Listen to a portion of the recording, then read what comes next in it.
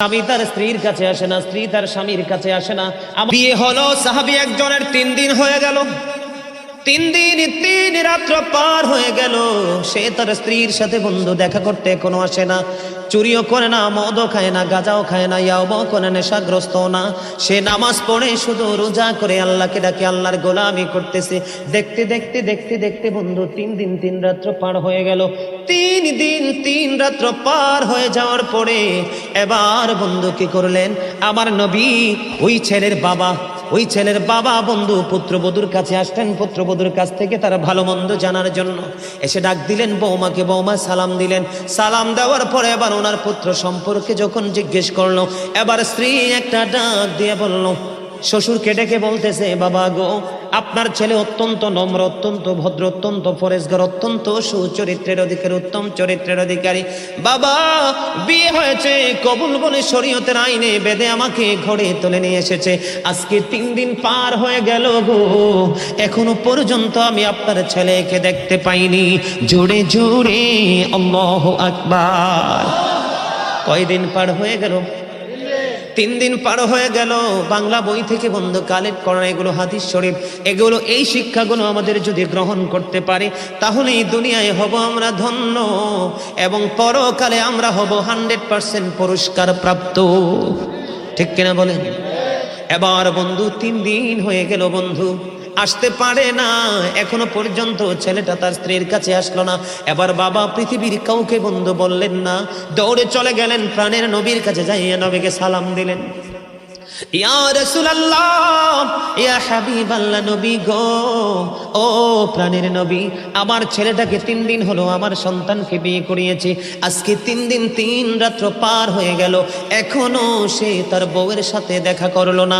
এবার আমার নবী শোনার পরে সন্তানকে ডাকলেন, ওই সাহাবী আব্দুল্লাহকে ডাকলেন। ডাকার পরে সে আমার নবীর কাছে যখন বন্ধু হাজিরা দিলেন, আমার নবী বলল, তোমার স্ত্রী তোমার একটা অংশ, কারণ তুমি শুধু নামাজে সারাদিন মসজিদে পড়ে থাকলে চলবে না। দাদা কি ভুল বলছি? সারাদিন তুমি মসজিদে সেজদা দিয়ে থাকলে চলবে না। ও বন্ধু, তুমি 3 দিন 3 রাত্র 4 দিন 4 রাত 1 মাস 2 মাস 3 মাস শুধু তুমি পথে পথে ঘুরে ঘুরে আল্লাহর গোলামি করলে চলবে না। তুমি মুমিন হতে হলে নবীর আদর্শকে তুমি আপন করে নিতে হবে। গোলামির সময় আল্লাহর গোলামি করবা, কারণ সময় যখন হবে স্ত্রীর হকও তোমাকে আদায় করতে হবে। কথা বলেন না কেন? আমার নবী তো তাকে আদর করতে পারতো না? কথা বলে না, পারতো না? সে তো মদও খায়নি, গাঁজাও খায়নি, নেশাও করেনি, জুয়াও খেলেনি, পৃথিবীর নষ্ট কোনো কাজ করেনি। বন্ধু, সে আল্লাহর গোলামিতে ব্যস্ত। আমার নবী তাকে শাসন করলেন, শাসনের ভাষাটা ছিল কোরআন হাদিসের দৃষ্টিকোণ সঙ্গত ভাষা। বন্ধু, আমার নবী বললেন, স্ত্রীর হক আদায় করতে হবে, তুমি তোমার স্ত্রীর কাছে চলে যাও। আমার নবী আল্লাহর গোলামির জন্য বাস্তবতা, এটা কি ভুলে গেছে নাকি এটা মনে করিয়ে দিয়েছে? কথা বলেন না কেন? আজকে আমাদের সমাজের মধ্যে এরকম অনেক লোক দেখা যায় বন্ধু, নববধূ ঘরে রেখে কোথাও হারিয়ে যায়, অচিন দেশে হারিয়ে যায়। বন্ধু, একটা কথা মনে রাখবেন, আপনার স্ত্রী শুধু আপনার কাছে এসেছে পোশাকের জন্য নয়, খাবারের জন্য নয়, টাকা পয়সার জন্য নয়। স্বামীর কাছে যেই খোরাক স্ত্রীর জন্য আছে, এবং স্ত্রীর জন্য স্বামীর কাছে যেই খোরাক, স্বামীর জন্য স্ত্রীর কাছে যেই খোরাক আছে, পৃথিবীর কোথাও সেই খোরাক নাই। এটা স্বামী স্ত্রীর জন্য অবর্ণনীয় এক নিয়ামত।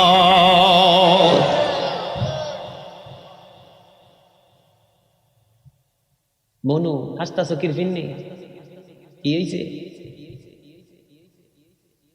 কি জানি মনে হয়েছে রোমান্টিক আলোচনা। তো কি আলোচনা? আরে ভেরি ফ্যান্টাস্টিক। ঠিক কেন বলে? আরো জোরে না রে ভাই। চামড়া বুড়ো হইলে কি হয়েছে? প্রেম তো আর বুড়া হয় না। প্রেম কি চামড়ায় থাকে না কালবে থাকে? কালবে থাকে। বুঝতে হবে তো। আমার নবী রোমান্টিক সময়টাকে কি বাদ দিয়েছে নাকি শক্ত করে ধরেছে? কথা বলে না কেন? স্বামী স্ত্রীর মধ্যে যে প্রেমের আবেগ ঘন মুহূর্ত তৈরি হয়, রে 14 গ্রামের যুবক, আমার দাদা ভাই যারা বুড়ো হয়ে গেছো, এখনো দাদু দুনিয়ার বুকে বেঁচে আছে, এখনো যদি দাদু যদি এক খিলি পান তোমাকে মজা করে বানায়া দেয়, পান চিবাইতে চিবাইতে তোমার ঠোঁটগুলো লাল হয়ে গেল, জিহ্বাটা লাল হয়ে গেল, আর দুজনের মধ্যে আবেগ ঘন মুহূর্ত তৈরি হলো।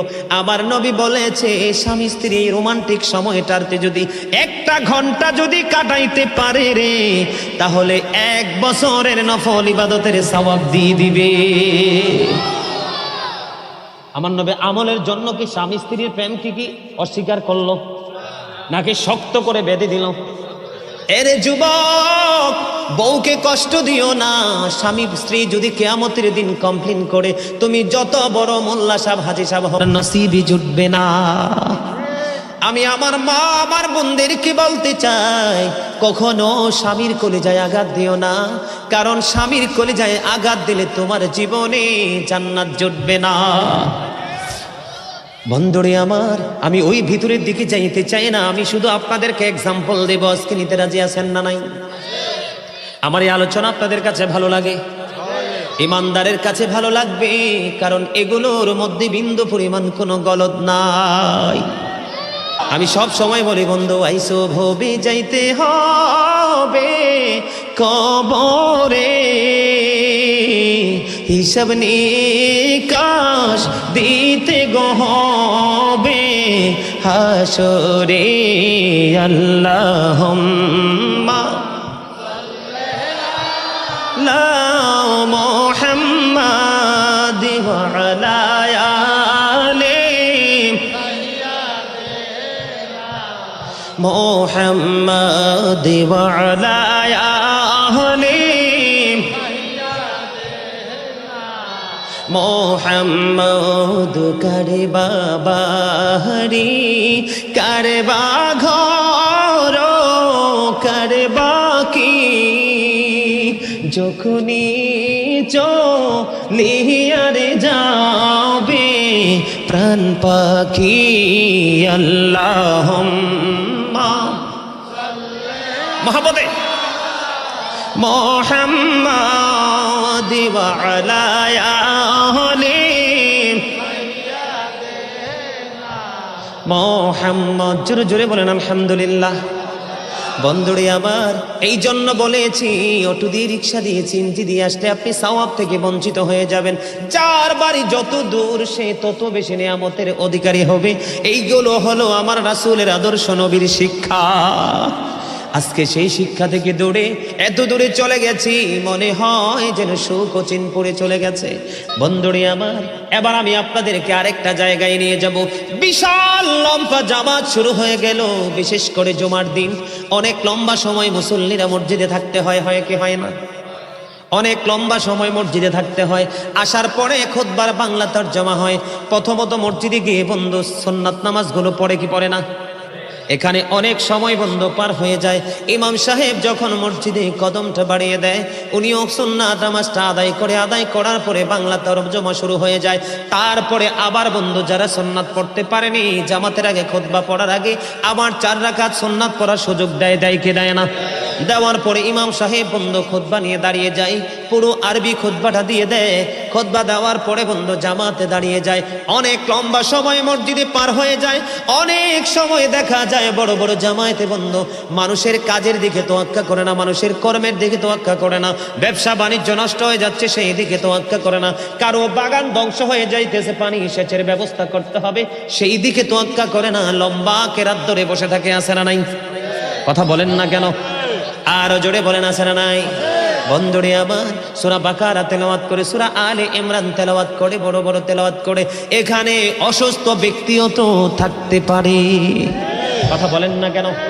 বন্ধুরে আমার, মনে রাখতে হবে সাদ বিন আমি রাসূলের আদর্শ নিয়ে ছোট্ট ছোট্ট টপিকস আপনাদেরকে দিচ্ছি, যেন আপনাদের বুঝতে অসুবিধা না হয় এবং ব্রেইনে সেটআপ দিতে যেন কোনো ধরনের কোনো ব্যাঘাত না ঘটে। বন্ধু, সাদ বিন মুআজ রাদিয়াল্লাহু তাআলা আনহু প্রতিদিন আমার নবীর পিছনে এশারের জামাত পড়তো, জোরে জোরে সুবহানাল্লাহ। এশার জামাত আমার নবীর পিছনে প্রতিদিন পড়তো। এখান থেকে জামাত শেষ করে তিনি ওনার গন্তব্যে চলে যেতেন, ওনার গোত্রে গেতেন। ওখানে যাইয়া উনি আবার ইমাম হয়ে বন্ধু নামাজ পড়াতেন। তার মানে নবীর কাছে আসলে তিনি মুসল্লি, ওনার গ্রামে ওনার গোত্রে গিয়ে তিনি আবার ইমাম হয়ে যায়। বন্ধু অনেক বড় বড় কেরাত দিয়ে সূরা দিয়ে নামাজ পড়ায়। একদিনে খেজুর বাগানের মালিক অনেক লম্বা কেরাত দিয়ে নামাজ পড়ার কারণে, অনেক লম্বা কেরাত দিয়ে নামাজ পড়ার কারণে, এই নামাজ পড়ার কারণে নেক্সট দিন বন্ধু ওই খেজুর বাগানের মালিক আর নামাজটা জামাতে পড়লো না। নামাজটা জামাতে না পড়ে তিনি ওনার খেজুর বাগানে পানি দেওয়ার জন্য চলে গেল।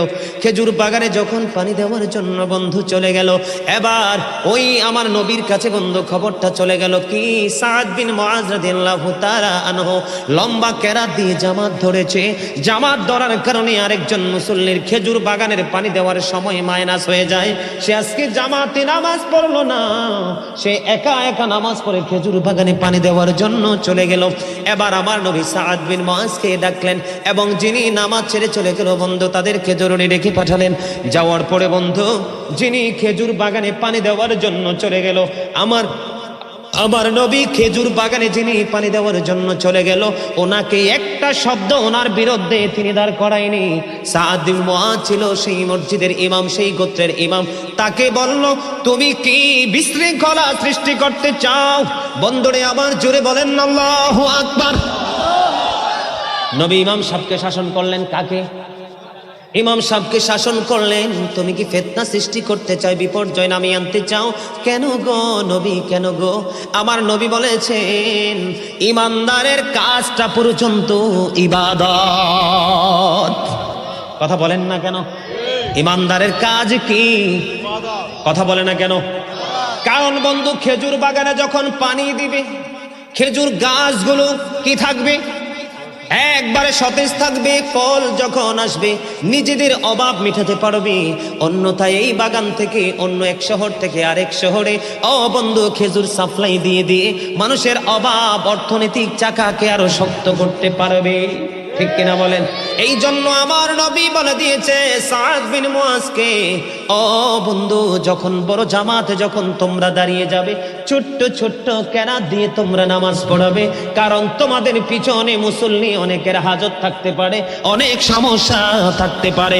এটাই হলো সরকারে মদিনা। আপনাদের কাছে নিউজগুলা মজার কিনা, ভালো লাগে কিনা দেখছেননি? যখন আপনি একাকী নামাজ পড়েন, প্রাণ খুলে কোরআন তেলাওয়াত করেন, যত ইচ্ছা তত লম্বা করে পড়েন। আমার নবী যখন নামাজে দাঁড়িয়ে যেতেন, পা মোবারক ফুলে বন্ধু লোহ মোবারক বের হয়ে আসতো। কিন্তু যখন বড় জামাতে যাবেন, যেমন আপনাদের এলাকার যে আমার দাদা ভাই এখানে মুরব্বীরা অনেকে বসে আছে, ধরেন তারা 15 মিনিট বসে থাকতে পারবে। এখন তারা এমন সময় গেল, ইমাম সাহেব 30 মিনিট মাইনাস করলো, এই মুহূর্তে জামাতেরও টাইম হয়ে গেছে।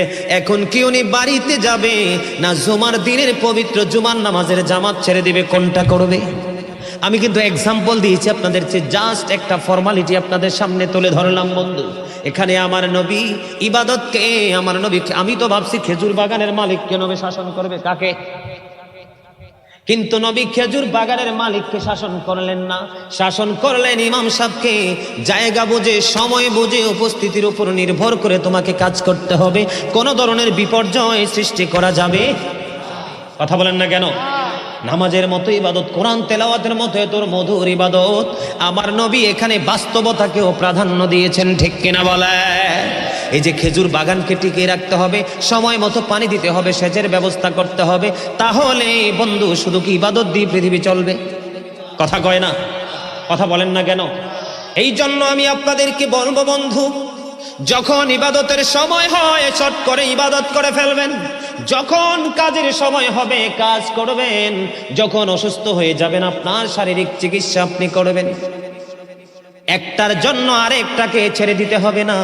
কারণ পরিপূর্ণতা অর্জন করতে হলে যখন যেটা, যেমন ঘুমের সময় ঘুম, খাবার সময় খাওয়া, পড়ার সময় পড়া, কলেজের সময় কলেজ, এমনি করে করে বন্ধু সেটিং করে রুটিন মাফিক কাজ করতে হবে। তাহলে জীবনটা ধন্য হয়ে যাবে। চমৎকার না? ভাল লাগে? কথা বলেন না কেন? মধুর লাগে? এবার আসেন বন্ধু, আপনাদেরকে আর একটা মজার নিউজ দিব। আমাদের দেশে মসজিদ, মাদ্রাসা, রাস্তাঘাট, কত কাজে এতিম অনাথদেরকে আমরা দান করি কি করি না? আমার নবীর আদর্শ, আমার নবীর শিক্ষা যার সিনায় থাকবে রে, এই জীবন কোনোদিনও ধ্বংস হবে না। চমৎকার একটা হাদিস শরীফ আমি আপনাদেরকে শুনবো। নবীর প্রিয় এক সাহাবী বন্ধু অসুস্থ হয়ে গেল, আমার নবী তাকে দেখার জন্য চলে গেলেন। যাওয়ার পরে এবার ওই সাহাবী ডাক দিয়া বলতেছি, ইয়া রাসূলুল্লাহ, ইয়া হাবিবাল্লাহ, নবী গো, ও প্রাণের নবী, আমার যত সম্পদ আমি সব আল্লাহর পথে খরচ করে দিব। আল্লাহু আকবার। কি করে দিব? আমি সব সম্পত্তি আল্লাহর পথে আমি খরচ করে ফেলবো। এবার আমার নবী বললেন, না না, তুমি সম্পত্তি খরচ করতে হবে না, কারণ তোমার সন্তানগুলো তুমি মৃত্যুবরণ করার পরে অন্যের কাছে হাত পাতবে, এটা কখনোই করা যাবে না। বরঞ্চ তোমার সন্তানকে তুমি সম্পদশালী করে যাও, হালাল উপার্জন দিয়ে তারা যেন তোমার ইন্তেকালের পরে যেন ভিক্ষা করতে না হয়। জোরে বলেন না সুবহানাল্লাহ, আরো জোরে বলেন না সুবহানাল্লাহ। এবার আমার নবীকে বলল, বন্ধু নবী গো, তাহলে কি আমি অর্ধেক দিয়ে দিব? নবী বললেন, না না, অর্ধেক দেওয়ার প্রয়োজন নেই, তোমার সন্তানের জন্য তুমি রাখো। তারপরে বলল, ইয়া রাসূলুল্লাহ, তাহলে কি আমি 3 ভাগের 1 ভাগ দান করব? তারপরে নবী তাকে সম্মতি দিয়েছে। এখানে নজর দেন, কত চমৎকার ইসলাম, কত চমৎকার বন্ধু নবীর জীবন আদর্শ, আমাদের জন্য শিক্ষা। দেখেন নবী বাস্তবতাকে কত প্রাধান্য দিয়েছেন, ঠিক কিনা? আপনারা এই জন্য বলছি বন্ধু, আপনি আপনার সন্তানের জন্য রেখে যাবেন, ওয়ারিসের জন্য রেখে যাবেন, এবং আপনার পরপারের বাজার হিসাবে দান করবেন। জোরে জোরে বলেন না সুবহানাল্লাহ। বন্ধুরা আমার, আব্দুল্লাহ ইবনে মাসউদ রাদিয়াল্লাহু তাআলা আনহু থেকে হাদিসখানা বর্ণিত। হাদিসখানা এসেছে বুখারী এবং মুসলিম শরীফের মধ্যে। আমার নবী, আপনার নবী সাহাবায়ে কেরামদেরকে প্রশ্ন করলেন, তোমাদের মধ্যে এমন কি কেউ আছো নিজের সম্পদের চাইতে ওয়ারিসের সম্পদ বেশি পছন্দ করো? এবার সাহাবায়ে কেরাম ডেকে ডেকে বললেন, ইয়া রাসূলুল্লাহ, ইয়া হাবিবাল্লাহ, নবী গো, আমাদের মাঝে এমন তো কেউ নাই গো যে নিজের সম্পদের চাইতে ওয়ারিসের সম্পদ বেশি পছন্দ করে। এবার আমার নবী বললেন, যারা ইন্তেকাল করার আগে, মৃত্যুবরণ করার আগে আল্লাহর সন্তুষ্টির জন্য দান করে যায়, এই সম্পদগুলো হলো তার নিজের সম্পদ। আর পৃথিবীতে জায়গা জমিন গহনা টহনা টাকা পয়সা যা কিছু রেখে যায়, এগুলো সব হলো তার ওয়ারিসের সম্পদ। জোরে জোরে আল্লাহু আকবার। আমার কথা বুঝেন নাই? তার মানে একবারে ভেঙে দেই, মানুষ যখন মারা যায় পৃথিবীতে তার যে অর্জিত সম্পদ, এগুলা কি আর মালিকানা দাবি করতে পারে? এগুলোতে আইসা মালিকানা দাবি করতে পারে? নিতে পারে? পারে না। এগুলো তার ওয়ারিশ খাবে, তার আপন স্বজন খাবে, নষ্ট হলে পথভ্রষ্ট পাতে খরচ করবে, ঠিক কিনা বলেন? ইমানদার হলে ভালো কাজে খরচ করবে। এই দিকে দেখেন নবী বলেছেন, তুমি দানও করে যাও এবং তোমার সন্তানের জন্য রেখেও। নবী কি বাস্তবতাকে অস্বীকার করেছে? সন্তান বাঁচতে হবে, খাইতে হবে, চলতে হবে, তাদের জীবন অর্থের প্রয়োজন আছে, পৃথিবীর ফর্মালিটি মেনটেন করতে হবে, এটাকে কি নবী অস্বীকার করেছে? নবীতে পারতো সবগুলো দানের অর্ডার দিতে পারতো, কিন্তু আমার নবী বলেছেন 3 ভাগের 1 ভাগের কথা যখন বলল, তখন নবী একটু সমর্থন দিয়েছেন। এটা কিন্তু আমাদের জন্য বড় ধরনের একটা শিক্ষা। বন্ধুরে আমার, 3 জন রাসূলের জামানায় সিদ্ধান্ত নিল যে নবীর আমলের তুলনায় আমাদের আমল একবারে তুচ্ছ, নবীর আমলের তুলনায় আমাদের আমল বড় নগণ্য। হাদিস শরীফের মধ্যে সে যে 3 জন ব্যক্তি বন্ধু সিদ্ধান্ত নিল। কয়জন? 3 জন সিদ্ধান্ত নিলে একজন বলতেছে আমি বিরামহীন ভাবে কন্টিনিউ রোজা রাখতে থাকবো, আর একজন বলতেছে আমি সারাক্ষণ ইবাদতরত অবস্থায় থাকবো, আর একটা বলতেছে আমি ইবাদতে এত বেশি ব্যস্ত থাকবো আমি আমার স্ত্রীর কাছেও যাব না। 3 জন। কয়জন? এবার নবী শুনতে পাইলেন, আবার নবী আবার একটা ডাক দিয়ে বললেন, ক্বালা আইয়ুকুম মিথলি, তোমরা কে আছো আমার মতো? আল্লাহু আকবার বলেন না। নবীর মতো কি কেউ আছে? আপনারা কেউ যদি বলেন নবী আপনার মতো, ঈমান থাকবো নি? নবী কি আপনার মতো? এই পৃথিবী থেকে সূর্যটা 9,13,00,000 মাইল দূরে। সূর্যের আলো পৃথিবীতে আসতে সময় লাগে মাত্র 8 মিনিট 20 সেকেন্ড। প্রতি সেকেন্ডে 1,86,000 মাইল বেগে পৃথিবীর দিকে ছুটে আসে। এই পৃথিবী থেকে আপনাদের এই জমিন থেকে চাঁদ বন্ধু মাত্র 1,40,000 মাইল দূরে। 1969 সনে নীল আর মসরং 50 লক্ষ কোটি ডলার ব্যয় করে দুই বন্ধুকে নিয়ে তিনি চাঁদের দেশে গিয়েছিলেন। ওখান থেকে বিন্দু পরিমাণ বালুকণা নিয়ে পৃথিবীর বুকে ফিরে এসেছে। আপনার আমার নবী এই পৃথিবী থেকে বন্ধু ইশারা করতে দেরি 1,40,000 মাইল দূরে চারটা দুইটা টুকরা হইতে দেরি হয় না। নবী আপনার মতো জীবনে বলবেন? কেউ বললে তাকে সমর্থন দিবে? নবী চ্যালেঞ্জ ছড়ে দিয়েছেন আজ থেকে 1,500 বছর আগে, ক্বালা আইয়ুকুম মিসলি, তোমরা কে আছো আমার মতো? কেউ আছে? আরে জোরে বলেন আছে? আপনি যদি থুতু নিক্ষেপ করেন কারো গায়ে পরে আপনাকে মাইরা তক্তা করে ফেলবে, কিন্তু আমার নবী যখন থুতু মুবারক নিক্ষেপ করতো সাহাবাই কেরাম হাত পেতে সবগুলো উঠিয়ে মুখে মেসেজ করে দিত, তখন তার স্কিনটা সিল্ক হয়ে যেত। উহুদের যুদ্ধে নবীর রক্ত মুবারক প্রবাহিত হলো, দান মুবারক শহীদ হলো। মালিক বিন সিনান দেখে সহ্য করতে পারলো না, বন্ধু দৌড়ে চলে গেল প্রাণের নবীর কাছে। নবী গো, সইতে পারছি না।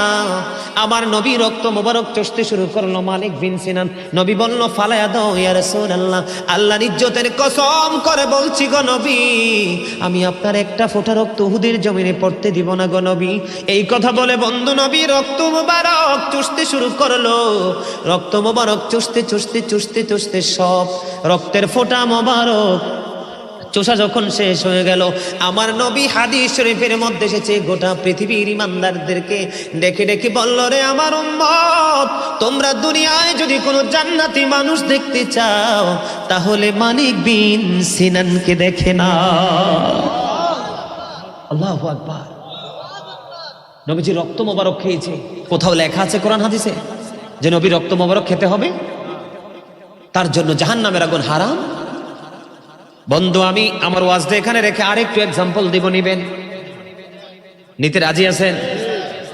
আকাশের মধ্যে বিশ্বের অ্যাস্ট্রোনমার যারা, তাদের গবেষণায় উঠে এসেছে আকাশের মধ্যে 200 crore গ্যালাক্সি আছে। আকাশের মধ্যে 200 কোটি ছায়াপথ আছে। প্রত্যেকটা ছায়াপথের মধ্যে 10,000 কোটি করে তারা আছে। সুবহানাল্লাহ বলেন না? আকাশের মধ্যে কয় শত কোটি ছায়াপথ? 200 কোটি ছায়াপথ আছে আকাশে। প্রত্যেকটা ছায়াপথের মধ্যে 10,000 কোটি করে তারা আছে। এর মধ্যে একটা তারার নাম হলো নিউট্রন স্টার। এই নিউট্রন স্টার তারাটার 1 চা চামচ পদার্থের ওজন হলো 1000 মিলিয়ন টন। তাহলে একটা তারার ওজন কত হতে পারে বের করার ক্ষমতা পৃথিবীর কারো নাই। আল্লাহ আসমানকে কোরআন দিতে চাইলেন যে আসমানে তো লোড সহ্য করতে পারে, আসমান বলল না। জমিনের বুক চিরে কত বিশাল বিশাল নদী, জমিনের বুকে দাঁড়িয়েছে কত বিশাল বড় বড় বহুতল ভবন, জমিনের বুকে দাঁড়িয়েছে কত বিশাল মোটা মোটা বৃক্ষবন্ধ। আল্লাহর অর্ডার যখন আসে, কোন সঙ্গে সঙ্গে ফায়াকুন। দুর্ভিক্ষ যদি না আসে, ঘূর্ণিঝড় যদি না আসে, বন্ধু প্রাকৃতিক কোনো দুর্যোগ যদি না আসে, কখনো কোনো বিল্ডিং ধসে পড়ে না, গাছপালা কখনো ধ্বংস হয় না হয়। জমিনকে আল্লাহ বলল কোরআন নাও, জমিনটাও কোরআন নিতে রাজি হলো না। চাচা সমস্যা সমস্যা, জমিনটাও সব রাজি হলো না, আসমানও রাজি হলো না, জমিনও রাজি হলো না। আকাশে কোনো খুঁটি আসেনি, কথা কন না কেন? তবে কত লোড সহ্য করতে পারে এটার কি গণনা করা যাবে? জমিনও নিল না, আসমানও নিল না। কোরআন আসলো কার কাছে? আপনার আমার প্রাণের নবীর কাছে। নবী মক্কায়, কোরআন মক্কায়। প্রত্যেকটা সূরার নাম হয়ে গেল মাক্কি।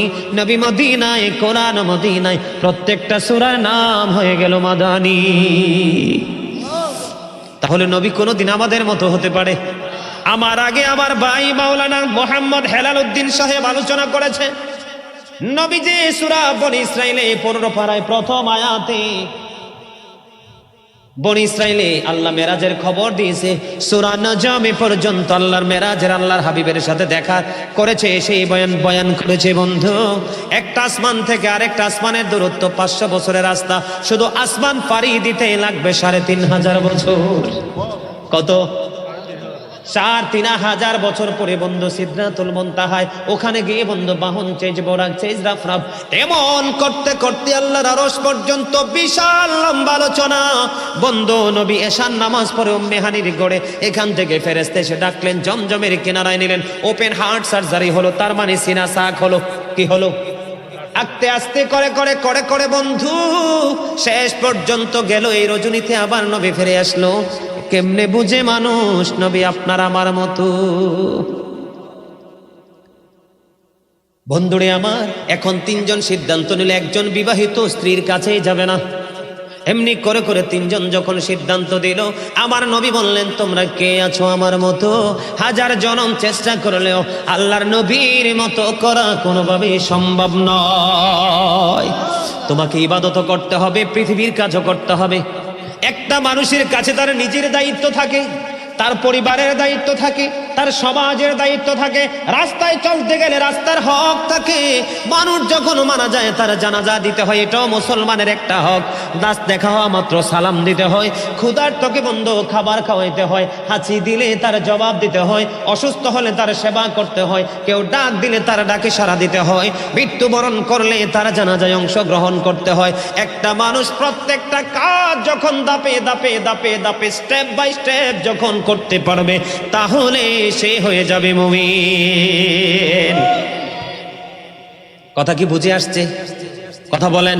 ইসলামের প্রথম খলিফাকে হযরতে আবু বকর, যাকে সিদ্দিক আকবর বলা হয়। বন্ধুরে আমার, হাদিস শরীফের মধ্যে এসেছে, আমার নবী একদিন প্রশ্ন করলেন, তোমাদের মধ্যে কে আছো যে আজকে রোজা রেখেছো? আমি কিন্তু আরেকটা জিনিস আপনাদেরকে আরেক দিকে নিয়ে যাচ্ছি। আমরা যে দূরে চলে গেছি আমল থেকে বন্ধু, শুধু ঈমান নিয়ে সফল হওয়া যাবে না, কারণ মিজানের পাল্লা আপনার জন্য আছে। ঠিক কিনা বলে?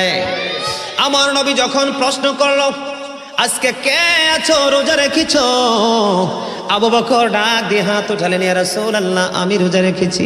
জোরে জোরে বলেন না সুবহানাল্লাহ। এবার আমার নবী একটা ডাক দিয়ে বললেন, তোমাদের মধ্যে কে আছো রে আজকে জানাজা অনুসরণ করেছো?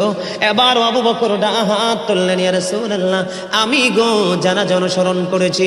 এবার আমার নবী বললেন, তোমাদের মধ্যে কে আছো অসুস্থের সেবা করেছো? এবার আবু বকর বন্ধু হাত উঠালেন, ইয়া রাসূলুল্লাহ আমি আছি। আমার নবী বললেন, তোমাদের মাঝে কে আছো আজকে ক্ষুধার্তকে খাইয়েছো, মিসকিনকে খাইয়েছো?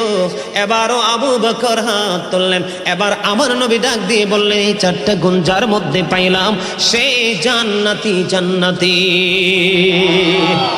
এখান থেকে আমি আপনাদেরকে বুঝাইতে চেয়েছি বন্ধু, শুধু জানলে হবে না, মানতে হবে।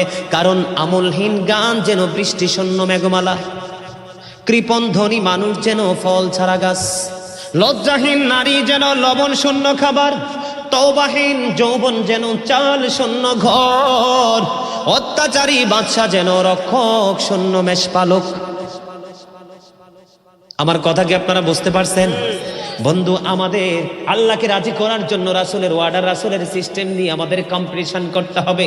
বন্ধুরে আমার হযরতে ওমর ইসলামের দ্বিতীয় খলিফা, তিনি বললেন জীবনে কোনোদিন, হাদিস শরীফের মধ্যে এসেছে, জীবনে কোনোদিন আবু বকরের অগ্রবর্তী হতে পারলাম না, জীবনে কোনোদিন আবু বকরকে হারাতে পারলাম না। সারা জীবন প্রত্যেকটা মুহূর্তে আবু বকর সব জায়গায় সামনে সামনে। হযরত ওমর বললেন, আমার নবী বলেছেন তাবুক যুদ্ধের পূর্বে তোমরা আল্লাহর পথে দান করো।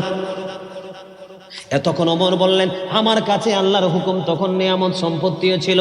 এবার আমার নবী যখন বলল, এবার আমি আমার নবীর কাছে সম্পত্তি নিয়ে গেলাম। বন্ধুরা আমার মন দিয়ে শোনেন, আমার নবীর আদর্শ কত চমৎকার, শিক্ষা কত নিয়ামত। আমার নবী হযরত ওমরকে ডাক দিয়ে প্রশ্ন করলেন, ওমর ও ওমর, তুমি সম্পদ নিয়ে এসেছো? ইয়া রাসূলুল্লাহ এনেছি। তোমার ফ্যামিলি পরিবারের জন্য কতটুকু রেখে এসেছো? এবার ওমর উত্তর দিল, ইয়া রাসূলুল্লাহ এখানে যেইটুকু এনেছি ঠিক সেই পরিমাণ আমি আমার পরিবারের পরিজনের জন্য রেখে এসেছি। এখানে বন্ধু ওমরের ফয়সালা হয়ে গেল। আমার নবী আবু বকরকে ডাক দিয়ে প্রশ্ন করলেন, রে আবু বকর, তুমি কি রেখে এসেছো তোমার ফ্যামিলি পরিবারের জন্য? এবার আবু বকর ডেকে ডেকে বলতেছেন, ইয়া রাসূলুল্লাহ, ইয়া হাবিবাল্লাহ, আমার যত সম্পত্তি ছিল, দৌলত ছিল গো, আমি সবটুকু নিয়ে এসেছি। আমি আমার ফ্যামিলি পরিবারের জন্য আল্লাহ এবং আল্লাহ রাসূলকে রেখে এসেছি। জোরে জোরে বলেন না সুবহানাল্লাহ। বন্ধুরে আমার, এগুলো আমাদের জন্য শিক্ষা। এবার ওমর ডেকে ডেকে বলে, আমার আজকেও পারলাম না, আমার জীবনে মনে হয় কোনোদিন আবু বকরের অগ্রবর্তী হতে পারবো না। জোরে জোরে সুবহানাল্লাহ। তারা নবীর জন্য জীবন রেডি রেখেছেন, ইসলামের জন্য জীবন তারা রেডি রেখেছেন, নিজের উপার্জিত অর্থ ইসলামের জন্য বরাদ্দ রেখেছেন। আল্লাহর হুকুম নবীর মাধ্যমে তারা জানতে পেরেছেন, প্রত্যেকটা অর্ডার তারা মানার জন্য কন্টিনিউয়াসলি তারা তৎপর ছিলেন। বন্ধু, এইভাবে করে করে তারা সাহাবী হয়েছে। আমার দিকে তাকান, বড় পীর আব্দুল কাদের জিলানী গাউসে পাক আছে না নাই? খাজা গরিবে নামাজ আছে না নাই? বন্ধুরে আমার, খাজা গায় বড় পীর আব্দুল কাদের জিলানী, মহিউদ্দিন আব্দুল কাদের জিলানী রহমতুল্লাহি আলাই থেকে ধরে কিয়ামত পর্যন্ত পৃথিবীতে যত আল্লাহর ওলি পয়দা হবে, সবগুলো আল্লাহর ওলিকে যদি একটা পাল্লায় তুলে দেওয়া হয়, সাহাবায়ে কেরামদের ঘোড়ার খুরার নিচের 3 আঙ্গুলের 1 চিমটি মাটি যদি একটা পাল্লায় তুলে দেওয়া হয়, তারপরও সাহাবীদের ঘোড়ার খুরার নিচের 3 আঙ্গুলের 1 চিমটি মাটির ওজন ভারী হবে। কথা কি বুঝতে পারছেন?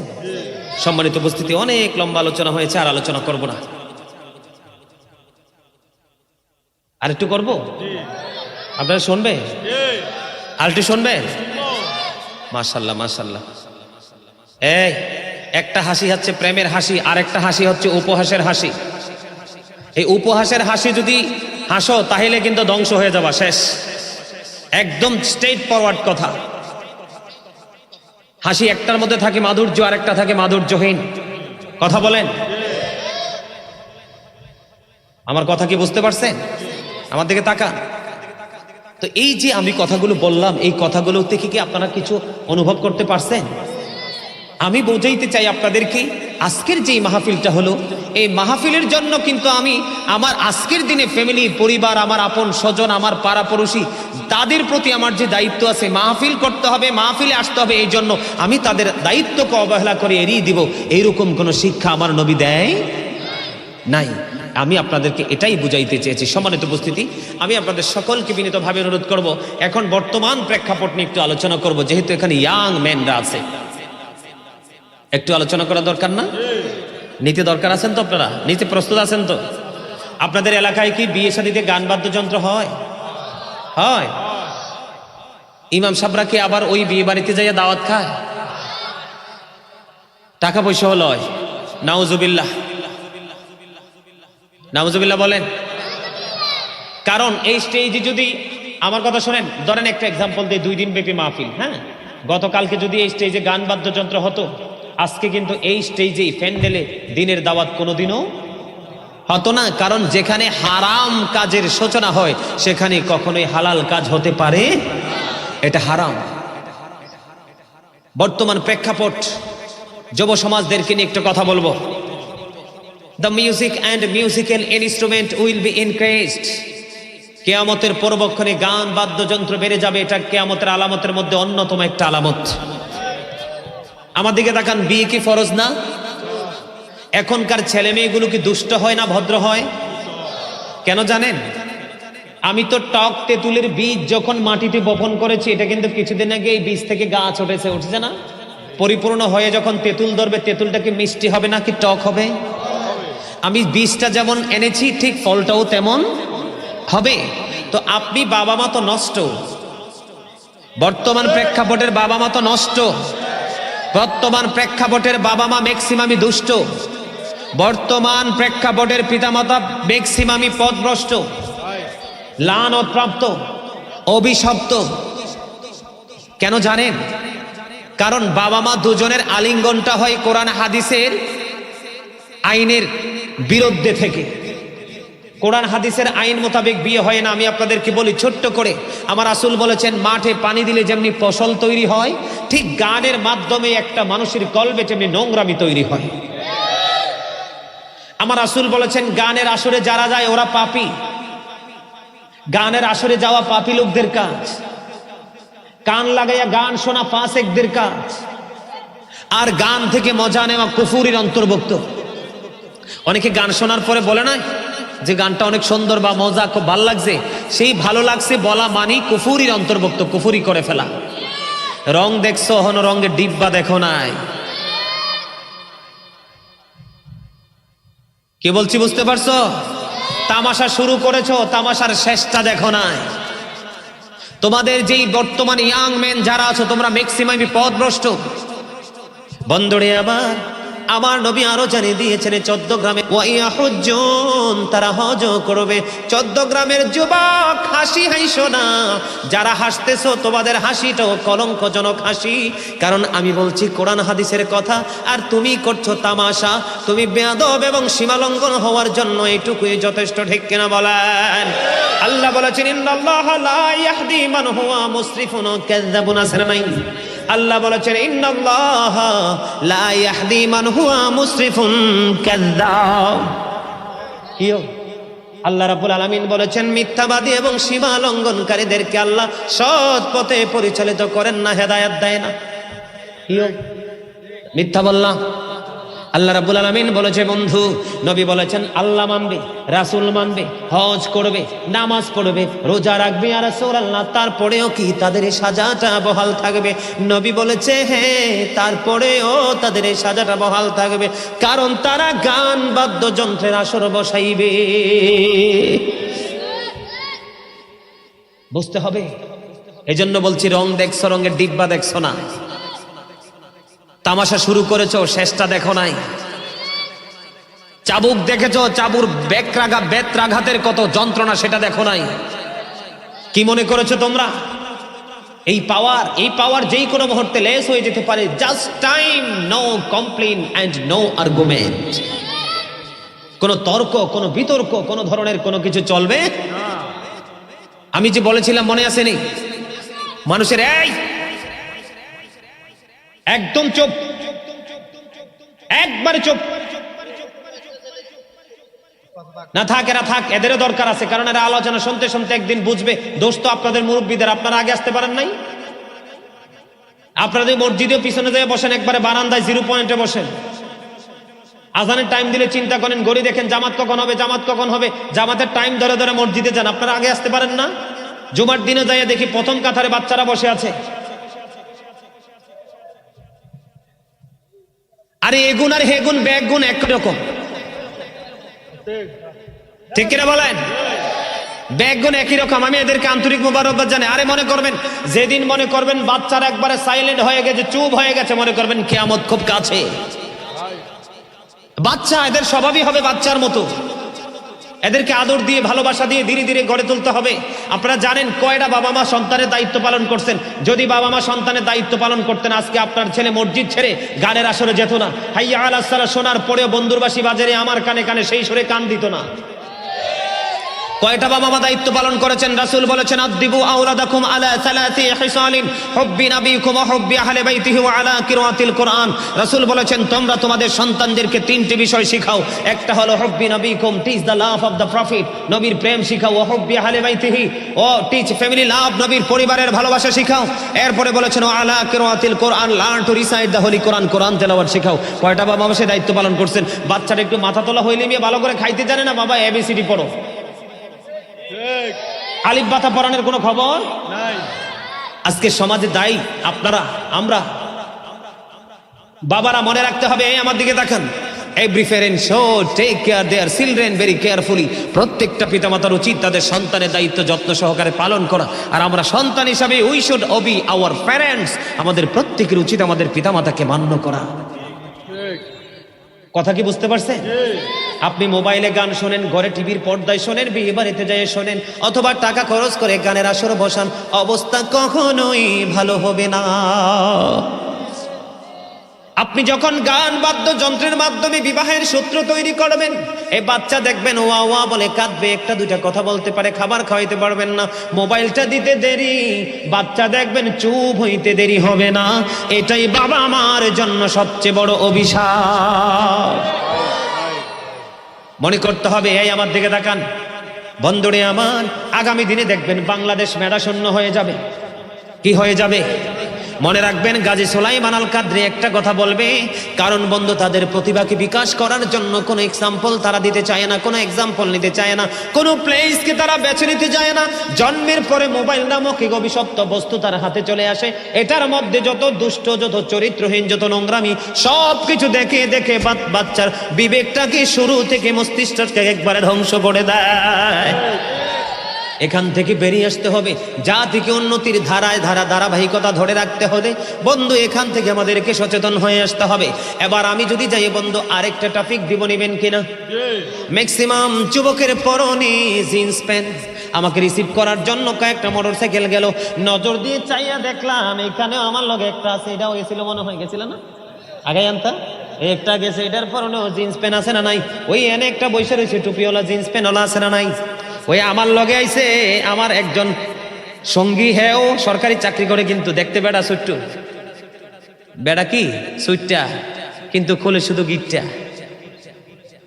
আমার লগে জিন্স প্যান্ট পরে এসেছে বন্ধু, আমার দিকে তাকান। ম্যাক্সিমাম যুবক জিন্স প্যান্ট পরেছো, কলঙ্কজনক পোশাক রে, তোমরা জানো না? সূরা আরাফের 26 নম্বর আয়াতে আমার দিকে তাকান।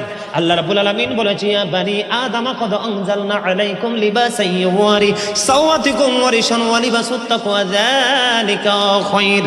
আল্লাহ বলেছেন, হে আদম সন্তান, আমি তোমাদের জন্য পোশাক দিয়েছি, পোশাক পরো, লজ্জাস্থান রাখো, যা তোমাদের সৌন্দর্য বৃদ্ধি করে দিবে।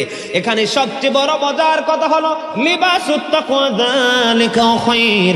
আল্লাহ যত পোশাক দিয়েছে এর মধ্যে সবচেয়ে উত্তম পোশাক হলো তাকওয়ার পোশাক। বন্ধু ওয়াজ হলো এগুলো, ওই যে নবীর আদর্শের কথা বলছি। আমরা ইমানদার পুরুষ যারা, তাদের পোশাক উপর দিয়ে থাকবে নাভি বরাবর অথবা উপরে, নিচের দিক দিয়ে থাকবে বন্ধু টাকনোর উপরে। লুঙ্গি বলেন, প্যান্ট বলেন, পায়জামা বলেন, ট্রাউজার বলেন, যেটাই পরেন উপর দিয়ে থাকতে হবে নাভি বরাবর, কারণ নাভির নিচের অংশটাই লজ্জাস্থান শুরু। কথা বলেন না কেন? এবার আসেন বন্ধু, এখন বলে হুজুর জিন্স প্যান্টের কাছে কেন গেলেন? কারণ এটা মুখস্থ একটা অভিশপ্ত পোশাক, কারণ এটা কোনো ইমানদার আবিষ্কার করেনি। আমাদের জন্য ব্রাশ আবিষ্কার করে মেসওয়াকের মতো একটা সুন্নাতকে মেরে ফেলেছে বেঈমানেরা কৌশলী। বাংলার আনাচে কানাচে ফুরকানিয়া মাদ্রাসা সকাল যখন হতো, বুড়ি বুড়ে বন্ধু কোরআন তেলাওয়াতের আওয়াজ শোনা যেত। এই কোরআনকে বন্ধু হত্যা করে ফেলেছে কিন্ডারগার্টেন আবিষ্কার করে, এটা বিদুর্মীদের কৌশল। আজকের পোশাক মুসলমানের লজ্জাকে ধ্বংস করে দিয়েছে। উপর দিয়ে থাকে নাভির নিচে, নিচে দিয়েও থাকে টাকনুর নিচে। এখন যদি বলি তুমি এটা উপরের দিকে ওঠাও, সে ওঠাইতে পারবে না, কারণ তার জন্মই হয়েছে ছোট্ট হয়ে। কথা কয় না? জন্ম কি হাজার টানলে উপরে উঠবে না, কারণ বেঈমানদের এটাই হলো কৌশল। এবার আসেন বন্ধু, আমি একটু হাদিস শরীফের দিকে যাই। নবী বলেছেন, আল্লাহ রাব্বুল আলামিন যারা অহংকার করে করে টাকনো নিচে ঝুলিয়ে ঝুলিয়ে পোশাক পরে, তাদেরকে কিয়ামতের দিন ক্ষমা করবে না। আল্লাহ রাব্বুল আলামিন বলেছে, যারা ব্যবসা করতে গিয়ে ওজনে কম দেয়, তাদেরকেও ক্ষমা করবে না। মানুষ বিপদে পড়লে উপকার করে, সুযোগ পাইলে তাকে খোটা দেয়, এইরকম মুসল্লি আছে, তাদেরও কোনো ক্ষমা নাই। আমার ওয়াজ হলো বন্ধু পোশাকের দিকে। কোন দিকে? এখন আপনারা বলবেন যে হুজুর নিচে দিয়ে বটে ফেলবো, আমি মেনে নিলাম নিচে দিয়ে বটবেন, আমি অ্যাকচুয়ালিটি মেনে নিলাম বন্ধু, কিন্তু উপর দিয়া কেমন করে বৈধ করবেন? আল্লাহ কন্ডিশন দিয়েছেন দুইটা, উপর দিয়াও, উপর দিয়ে এবং নিচে দিয়ে। নিচেরটা থাকবে টাকটার উপরে, উপর দিয়ে থাকবে নাভির উপরে। নিচে দিয়ে বটে উপরে উঠাতে পারবেন, কিন্তু উপরটাকে উপরে উঠাতে পারবেন না। দেখছেন নাকি কৌশলে পোশাক বানিয়ে দিয়েছে? আমার দিকে তাকান। এবার এই জিন্স প্যান্ট পরে মুসল্লি মসজিদে যায় কি যায় না? আজকের পর থেকে যুবকদেরকে বলবো, কত সুন্দর পাঞ্জাবি ঘরে তাও দিয়ে রাখি, হিন্দুরার পূজার দিন পাঞ্জাবি রামায়ান আছে। কথা কন না কেন? বন্ধুর বাড়িতে বিয়েতে যাবে, রং তামাশা করবে, ওখানে পাঞ্জাবি পরে যায়, লাল নীল হলুদ। আর একটা কথা বলে দেই, যুবকের দল একবারে টকটকে লাল কোনো জামা পরবা না, কোনোদিন এক কালার একবারে লাল। নবী বলেছেন যুবকরা স্বর্ণ পড়তে পারবে না, মুসলমানরা লাল জামা পড়তে পারবে না, নারীদের জন্য জায়েজ। বন্ধুরে আমার নবী মসজিদে অবস্থান করতেছেন, একজন এক ব্যক্তি এসে নামাজের নিয়ত করে ফেললো। নবী বলল, তুমি ওযু করে আসো। তিনি ওযু করতে গেলেন, আবার এসে ওযু করে এসে নামাজের নিয়ত বানলো। নবী আবার বললেন, তুমি নামো, ওযু করে এসো। এমনি করে করে বন্ধু কয়েকবার যখন নবী বললেন, কয়েকবার সর্বশেষে নবীকে প্রশ্ন করা হলো, ইয়া রাসূলুল্লাহ, ইয়া হাবিবাল্লাহ, নবী গো বারবার কেন বলছেন ওযু করে আসার জন্য? ইয়া রাসূলুল্লাহ, আমার নবী বলেছে কিয়ামত পর্যন্ত এই পোশাক পরে নামাজ পড়তে পারবে, নামাজ পড়লেও আল্লাহর দরবারে নামাজ কবুল হবে না। এই কারণে দেখবেন এখন মানুষ নামাজ পড়তেছে কিন্তু হেদায়েত, নামাজও ঠিক, সুদও ঠিক, ঘুষও ঠিক, মিছা কথা ঠিক, যত অন্যায় সব ঠিক, আবার নামাজও। আপনি নামাজকে পরিপূর্ণ করতে হলে সব দিকের পবিত্রতা লাগবে, পোশাকের পবিত্রতা লাগবে, পোশাকের যে কন্ডিশন সেটাকে মানতে হবে, বডি পবিত্রতা লাগবে। এবং বন্ধু, সব ধরনের পবিত্রতা নিয়ে যদি নামাজ পড়তে পারেন তাহলে আল্লাহ ওয়াদাবদ্ধ আপনার পুরস্কারের ক্ষেত্রে, অন্যথায় পুরস্কার মিলবে না। এবার আসেন আমাদের সমস্যার একটা আছে ওযু। হযরতে সাদ রাদিয়াল্লাহু তাআলা আনহু ওযু করতেছেন, আমার নবী তার পাশ দিয়ে যাচ্ছিলেন, যাওয়ার সময় নবী বলল, সাদ রে অপচয় করিও না। ইয়া রাসূলুল্লাহ, ইয়া হাবিবাল্লাহ, নবী গো যদিও কি অপচয় আছে? আমার নবী বললেন, সমুদ্রের কিনারাও যদি ওযু করো অপচয় করিও না। বলে হুজুর রহস্য কি? আমার নবী ওযু করতেন মাত্র 1 কেজি পানি দিয়ে, 1 কেজি পানি দিয়ে, আর গোসল করতেন 4 কেজি পানি দিয়ে। এখন আপনি ওযু করতে যাই ট্যাপ এত মোটা করে ছাড়তেন, এক কুলি দিতে দিতে আধা লিটার মাইনাস। 10 লিটারও যেমন দেখা যায়, 10 লিটারে ওযু হয় না। এটা অপচয়, বাঁচতে পারবা না। নবী যে কন্ডিশন দিয়েছে বন্ধু, সুন্দর করে ওযু করবা শরীয়তের আইন মেনে, এই ওযু করনেওয়ালার পুরো বডি বন্ধু কিয়ামতের দিন নূর ঝলমল করতে থাকবে। নবী বলেছেন, কাল কিয়ামতের দিন নবীর নির্দেশ মেনে যে ওযু করতে পারবে, ওই ওযু করনেওয়ালার জন্য 8টা জান্নাতের দরজা খোলা থাকবে, যেটা দিয়ে মন চায় সেটা দিয়ে ঢুকতে পারবে। এবার আসেন আমাদের নামাজে কবুল না হওয়ার আরো সমস্যা। প্রস্রাব করার পরে বন্ধু মিম্বরে যখন দাঁড়াই খুতবা দেওয়ার জন্য, দেখি ওরে বাপরে বাপ, কি জমিদারের বেটা দৌড়ে আসতেছে গেটাপ টেটাপ নিয়ে। এবার প্রস্রাব খানায় গেছে, প্রস্রাব করে সাথে সাথে পানি খরচ করে মসজিদে। এই বড় লোকের বেটা গেটাপ সম্পূর্ণ তোমাদেরকে আজকে বলবো, এতদিন যেমনি প্রস্রাব করার পরে সাথে সাথে পানি খরচ করতা, আজকে খরচ করে দেখ, খরচ কইরো না। আজকে এখন থেকে স্টাডি করে দেখবা, তোমার প্যান্ট হোক, লুঙ্গি হোক, পায়জামা হোক, প্রস্রাব ফোটা ফোটা করে দেখবা ভিজে যায়। কারণ পুরুষের প্রস্রাব সহজে এটা কি হয় না, ধীরে ধীরে একটু এক্সারসাইজ করতে হয়। মাটির টুকরা নিবা, টিস্যু নেবে, বেটের টুকরা নিবা, একটু হাঁটাহাঁটি করবা। যখন তুমি মনে করবা আমি ক্লিয়ার, তখন তুমি যে করবা, তাহলেই তোমার নামাজ কবুল হবে। কারণ সাদ বিন মুআয রাদিয়াল্লাহু তাআলা আনহু ইন্তেকালের পরে জানাজা শেষ করে তারে যখন দাফন করা হলো, নবী তার কবরের পাশে দাঁড়ায় দাঁড়ায় বন্ধ দোয়া করতেছে। সাহাবায়ে কেরাম প্রশ্ন করলো, ইয়া রাসূলুল্লাহ, নবী গো, ও নবী, তার কবরের পাশে তাসবিহ তাহলিল পাঠ করার কারণ কি? আমার নবী বলতেছেন, সাদ বিন মুআয যেমন একজন বুজুর্গ লোক, আল্লাহর প্রিয় বুজুর্গ লোক, তার ইন্তেকালে 70,000 ফেরেশতা তার জানাজা অংশগ্রহণ করেছে, তারপরেও তার কবর আযাবের সম্ভাবনা রয়েছে। কেন গো নবী? কারণ সে প্রস্রাব করার পরে ভালো করে পবিত্র হতো না। নবী দোয়া করে দিলেন, আল্লাহ তাকে ক্ষমা করে দিলেন। প্রস্রাব করার সময় আপনাকে খেয়াল করে পবিত্র হতে, লা তুকবালু সালাতুন বিগাইরি তুহুর আলা সাদাকাতিন মিন গুলুল, পবিত্রতা ছাড়া ইবাদত কবুল। আবার হারাম টাকা যদি দান করেন, সে দানও কবুল। মনে রাখতে হবে, এগুলো আমাদেরকে বুঝতে হবে। এই কথাগুলো কি আপনাদের কাছে বিরক্তিবোধ হয়? এগুলো কি জেনে রাখার দরকার না আমাদের? কথা বলেন, আরে ওয়াজ তো এগুলোই দরকার, এগুলো আমাদের জানা দরকার, ঠিক কিনা বলেন? সম্মানিত উপস্থিতি, এগুলো বেশি বেশি করে মেনে চলবেন। চলতে রাজি আছেন? আরেকটা কথা বলি, এখন মানুষ অসুস্থ হলে নবী বলেছেন, অসুস্থ মানুষের সেবা করো, খোঁজ খবর নাও। এখন কিন্তু আমরা অসুস্থ, সুস্থ মানুষের খবরে রাখি না, আর অসুস্থ হইলে তো প্রশ্নই আসে না। 2টা হাদিস শরীফ বলবো। হযরতে সাওবান রাদিয়াল্লাহু তাআলা আনহু থেকে হাদিস বর্ণিত, নবী বলেছেন, কোন মানুষ যখন একজন সুস্থ মানুষ একজন অসুস্থ মানুষের খোঁজ নিতে যায়, যতক্ষণ না পর্যন্ত সে ঘরে ফিরে না আসে, ততক্ষণ পর্যন্ত সে যেন জান্নাতি ফল কুড়াইতে থাকলো। হযরতে আলী রাদিয়াল্লাহু তাআলা থেকে হাদিস বর্ণিত, আমার নবী বললেন, যেই ব্যক্তি সকালবেলা কোনো রোগীর সেবা করার জন্য, খোঁজ নেওয়ার জন্য বের হয়, বিকাল পর্যন্ত সে ঘরে ফিরে আসলো, যতক্ষণ পর্যন্ত ঘরে ফিরে না আসে ততক্ষণ পর্যন্ত 70,000 ফেরেশতা তার জন্য আল্লাহর কাছে ক্ষমা চায়। আবার কেউ বিকালে বের হলো, পরের দিন সকালে তার গন্তব্যে ফিরলো, এই সময়ের মধ্যে আরো 70,000 ফেরেশতা তার জন্য আল্লাহর কাছে মাগফিরাত কামনা করে। সম্মানিত উপস্থিতি, এইরকম করে করে আমাদেরকে প্রত্যেকটা জায়গা আমাদেরকে কি করতে হবে? জেনে বুঝে আমল করতে হবে, তাহলেই জীবনটা ধন্য হয়ে যাবে। বেশি বেশি করে নামাজ পড়বেন, কি করবেন? নামাজ করবেন, পবিত্র পোশাক। তবে আরেকটা কথা, সুটটুত খায়নি আপনাদের এদিকের মানুষ? হায় রে হায়, তো ওয়াজ করলাম কার জন্য? তখন শেষ তো। সুদের 70টা স্তম্ভ, এর মধ্যে 70 নাম্বারটা হলো যে সুদ খাইলো সে যেন তার আপন গর্ভধারিণী মাকে বিবাহ করলো।